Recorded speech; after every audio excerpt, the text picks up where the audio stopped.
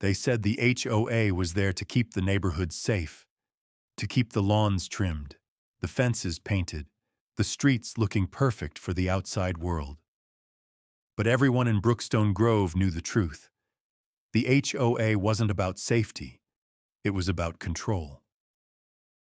And at the center of it all was Colleen Markham, a woman whose smile never reached her eyes, a woman who treated her clipboard like a weapon, and whose rules seemed to shift depending on who you were. For most of the neighbors, her nitpicking was annoying, but for one man, Judge Marcus Colston, it was something darker. Because Marcus was the only black homeowner on the block, and from the moment he and his wife Sharon moved in, Colleen's eyes followed him with the kind of suspicion you don't write down in meeting minutes, but you feel in every cold glance, every muttered comment, every letter shoved under his door. His grass was never cut short enough. His porch light was always too bright. His guests were too loud, even when they stayed for tea on Sunday afternoons. It didn't matter how polite he was, how many times he waved, how many neighbors he helped. Colleen saw him as something that didn't belong, and the HOA gave her power. Power to fine him, to shame him, to single him out over and over until every violation notice felt less like a reminder and more like a threat. And while the neighborhood watched in silence, pretending it was just the rules, Marcus felt it building. What started as petty harassment grew into something colder, uglier, the quiet racism of a woman who couldn't stand the thought of a black man standing as her equal in her perfect little world. What no one knew then was that Colleen's obsession wouldn't stop at letters or meetings. It wouldn't stop at whispered insults or midnight pacing outside his house with a notebook in her hand. It would build and build until one night it exploded in flames, a fire meant to erase Marcus Colston from the street entirely. But what Colleen never imagined, what she could never have prepared for, was that the very man whose life she tried to burn to ash would be the one waiting for her in court. Not as a victim, not as a neighbor, but as the judge holding her future in his hands. In Brookstone Grove, a neighborhood that prided itself on manicured lawns, white picket fences, and picture-perfect block parties, the promise of community had always been advertised as its greatest strength. But beneath the glossy brochures and neighborly smiles lived a culture of control, and no one embodied that more than Colleen Markham, the iron-fisted president of the HOA who treated the bylaws less like guidelines and more like weapons. Her clipboard a symbol of authority, her glare enough to silence a homeowner before they even opened their mouth. And while most of the residents tolerated her nitpicking, sometimes rolling their eyes at yet another fine for a trash can left out too long or a flower bed not trimmed to regulation height, for Judge Marcus Colston, the only black homeowner in the cul-de-sac, Colleen's scrutiny carried an edge that could never be mistaken as neutral, because from the very first day Marcus and his wife Sharon moved in, carrying boxes and smiling with the optimism of starting a new chapter, Colleen's eyes tracked them like an intruder on her street. Her polite words delivered with a stiffness that made it clear she wasn't welcoming a neighbor. She was noting a problem, and from there the letters began, one after another, citing him for things no one else on the block was cited for. A porch light deemed too bright, though 3 other homes had the exact same bulb. A lawn judged unkempt, even when freshly mowed. A guest list too disruptive when all they'd hosted was a Sunday tea. And though Marcus had built his life on logic, fairness, and the rule of law, every notice that landed in his mailbox carried the stench of something far uglier than neighborhood standards. It carried the weight of racism dressed up as bureaucracy, the kind that never used the word outright but lived in every underline, every violation fee, every whispered comment about whether he really fit in here. And while his wife Sharon urged him to ignore it, to rise above, he felt the hostility bleeding through the walls, tightening around them. And worse than Colleen's harassment was the silence of the neighbors. People who waved when he walked his dog. People who shared barbecues and nodded politely. But people who also looked away when Colleen muttered about how some people don't respect community rules. Or when she walked the block late at night with her notebook, pausing just a little too long in front of his house, scribbling something down before moving on. And Marcus, a man who had sat on the bench for years, who had weighed cases of theft, fraud, assault, and hate crimes, began to feel the sting of living one himself, trapped not in a courtroom but in his own home, where every knock at the door might be another warning, another reminder that no matter how much he achieved, how carefully he lived, Colleen saw him as less than, an outsider in a world she controlled. And what started as irritation curdled into obsession, as if she could not stand the fact that a black man had moved into her perfect whitewashed neighborhood and held his head high. And though Marcus endured it with the patience of a man trained to rise above bias, Sharon saw what it was doing to him, saw the way his jaw clenched when he opened another envelope, the way his shoulders stiffened when Colleen's car slowed in front of their driveway. And she warned him in hushed tones one night. This isn't just about rules anymore, Dre. This is about hate. But even she couldn't imagine just how far that hate would go.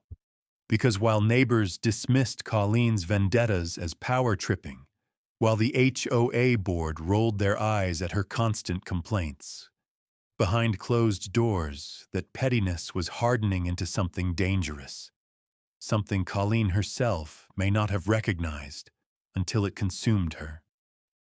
And in that neighborhood where silence became complicity, where racism wore the mask of community standards, a fuse had already been lit, one that would eventually explode not in another letter, not in another fine, but in flames that turned Marcus's home into ash and set in motion a trial so unprecedented, so unthinkable, that when the heavy wooden doors of the courthouse finally opened, the entire community would be forced to confront a truth they had all tried to ignore.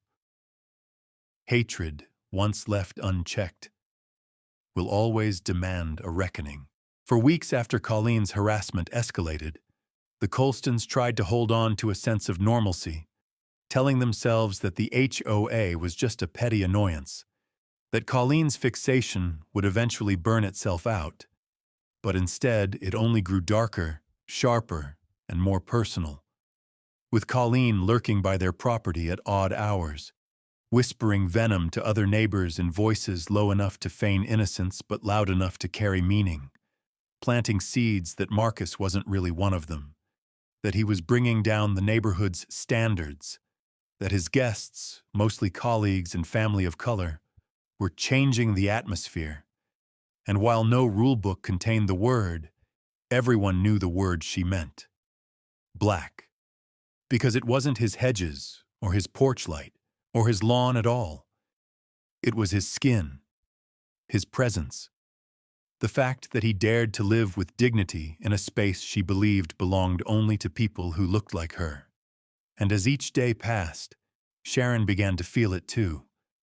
The icy distance at community meetings, the way conversations stopped when she and Marcus entered the room, the subtle but crushing reminders that their neighbors preferred not to take sides. And what stung worse than Colleen's venom was the silence, the cowardly nods of complicity, the way even friends they thought they could rely on kept their heads down, as though speaking out against Colleen's obsession was too high a price to pay. And Marcus, who had always told his clerks and students that justice mattered most when it was inconvenient, began to feel what injustice meant when lived in the bones. Because no matter how many years he had worn his robe, no matter how many cases he had judged with fairness and balance, none of that armor seemed to protect him here. in his own home, where the verdict was already written against him by the woman with a clipboard and a grudge. And then came the escalation, subtle at first, with Colleen placing anonymous flyers in mailboxes about property values declining and neighborhood character under threat. But then less subtle, when slurs appeared scrawled in chalk near his driveway, when Sharon found their mailbox stuffed with garbage, and when Victor, his oldest friend, warned him he'd overheard Colleen at the grocery store muttering that people like him don't last long in Brookstone Grove. Marcus knew the line between harassment and danger had been crossed, yet still he held on to his discipline, telling Sharon they'd endure, that the law would protect them if it came to it. Though in the quiet of night, when he woke from dreams of smoke he couldn't explain, some part of him already knew the storm was coming, and it arrived on a humid evening when he returned from a long day in court. The air thick, the neighborhood too quiet, and the faintest whiff of gasoline in the breeze that made him pause. But by the time he reached his front step, the sound was there. The pop and hiss of fire catching, the sudden roar of heat surging through wood and drywall. The nightmare made real as orange flames leapt into the night sky, swallowing the home he and Sharon had built. Their photos, their books, the last traces of Janice, his late wife, everything reduced to sparks and ash as he scrambled to get Sharon out, coughing through smoke, dialing 911 with trembling hands, his voice hoarse as he gave his address. And in that moment of chaos, though he couldn't see her, though he couldn't prove it yet, he knew who was responsible. Because hate has a signature, a smell, a presence. And Colleen's had lingered around his house long enough for him to recognize it.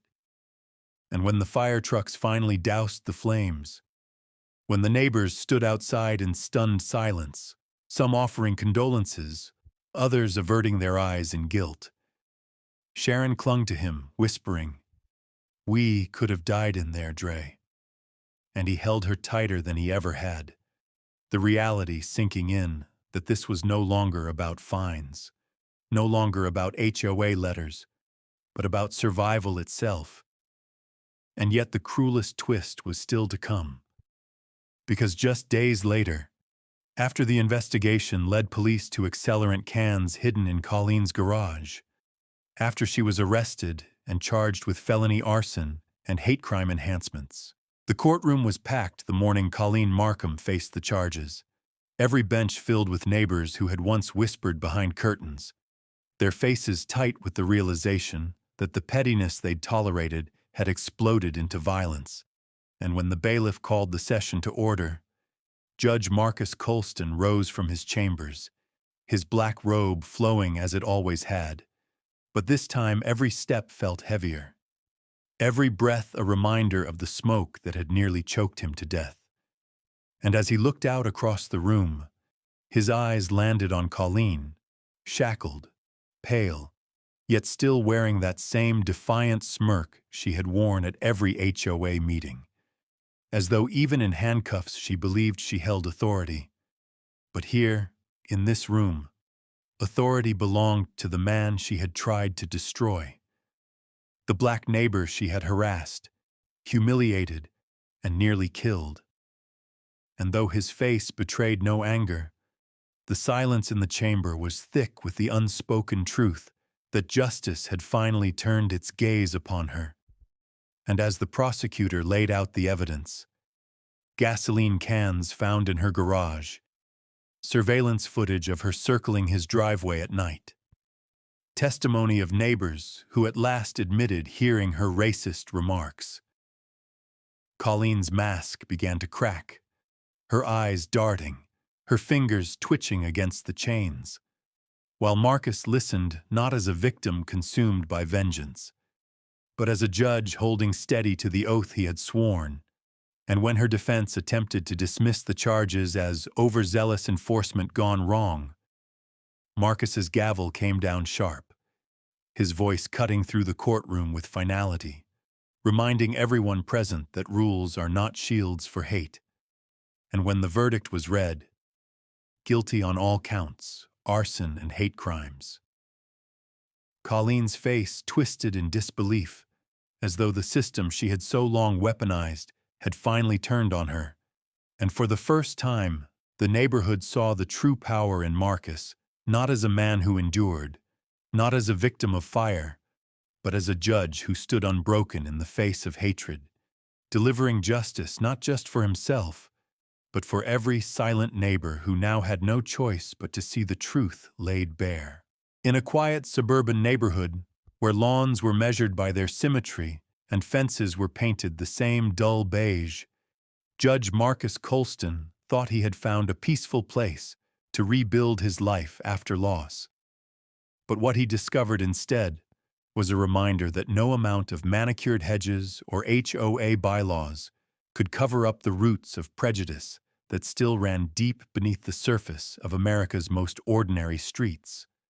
For the Homeowners Association had always prided itself on keeping the neighborhood orderly, but behind those words lurked something uglier, a coded language of exclusion that some used to mask disdain for those who didn't look like them. And Marcus, a black man with decades of judicial service and a reputation for fairness, became their unspoken target the day he moved in. Not because of the car he drove or the house he bought, but simply because his presence broke the image that certain neighbors believed their world should hold. And chief among them was Colleen Markham, the HOA president, who wielded her title like a weapon.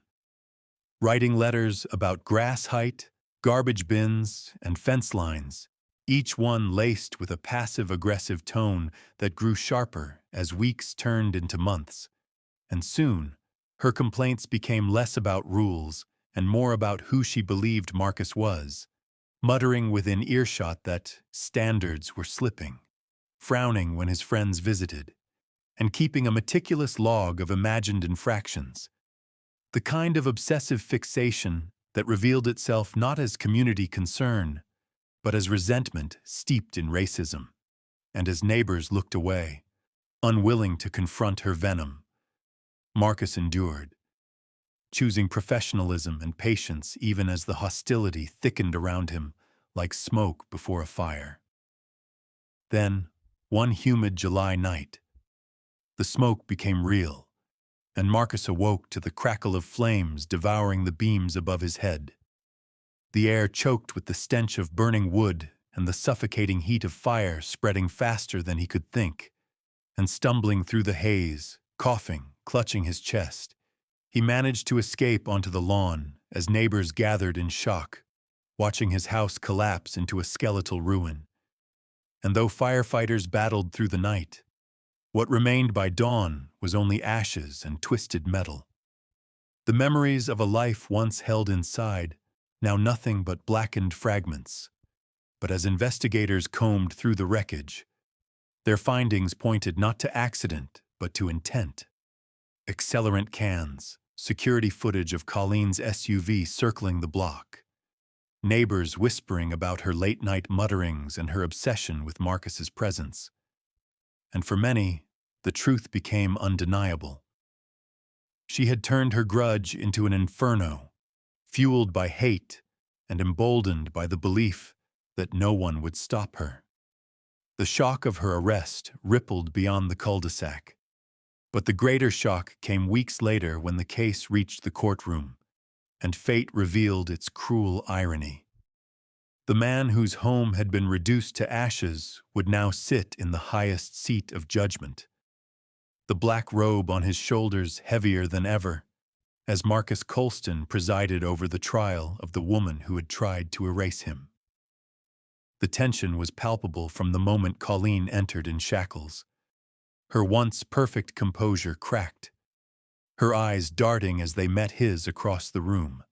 And though he masked his emotions behind years of judicial discipline, inside he carried the smoke, the loss, the image of flames licking at the memories of his late wife, and each testimony brought it all back with a punishing clarity. Neighbors confessed they had seen the signs but said nothing, admitting they heard her racist remarks.